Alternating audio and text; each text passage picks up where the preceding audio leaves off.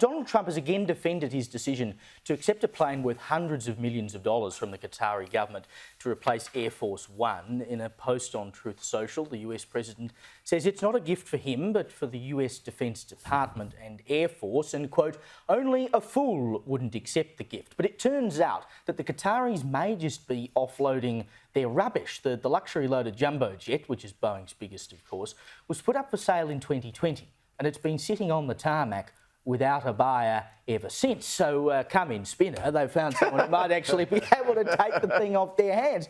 Well, if he actually takes this, it sets such a bad precedent that, you know, any foreign government can run around and just offer things to any other foreign government. We all say, oh, look, that's fine. A bottle of wine? Sure. A big jumbo jet? No thanks. It's funny you say the bottle of wine. I think I saw on Twitter the other day the Barry O'Farrell Oh, no. Morning Herald. Yeah. Jeez, he was hard done by in hindsight.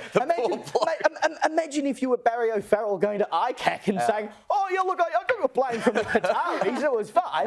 But you can't do this stuff, Yeah, right? it's grubby. I don't think it looks good. I don't think it's a massive issue. Like, in the greater scheme of things, the amount of, I think, things going on in America at the moment, this is relatively low in kind of in the priorities.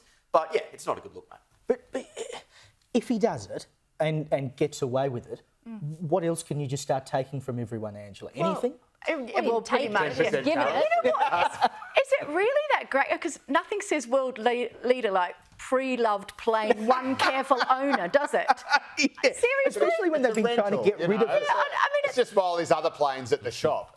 But even the idea, Joe, that you would say, here's a plane from the Qataris that we're now going to fly the president around in. I mean, we talked before about what they're putting in solar panels and power inverters coming out of China. I mean, if you ever wanted to track someone or do something dodgy, here you are, Mr. Trump. Yeah. Here's a plane. I mean, come on. But this is the thing. It's Donald Trump. So what? You know, this is the hill that people are going to die on. This is what surprised people. This is someone who, you know, was basically sending out tweets to Vladimir Putin asking him to stop bombing Ukraine and was surprised when it didn't happen. I mean, the guy's, you know, he's just this giant sort of mercurial song and dance man who does crazy stuff on the world stage. It's incredible to watch. He'll probably get the plane. The engineers will have a look at it. They'll find a bird's nest in the cockpit and that'll be the end of it. But, you know, this is just Donald being Donald. Just before we get to the break, Evelyn, am I reading too much into this or not?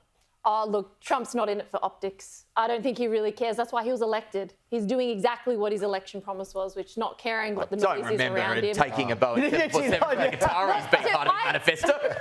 Look, he was given it. I read into it a little bit. They're going to be spending years anyway by the time they refurbish and do stuff. And I think he'll probably be finished his term by the time he gets around to having it. So what's the point? And of course, probably the biggest story is that Boeing can't build a plane fast enough to replace the Air Force One that he's got at the moment. Another blow to Western manufacturing.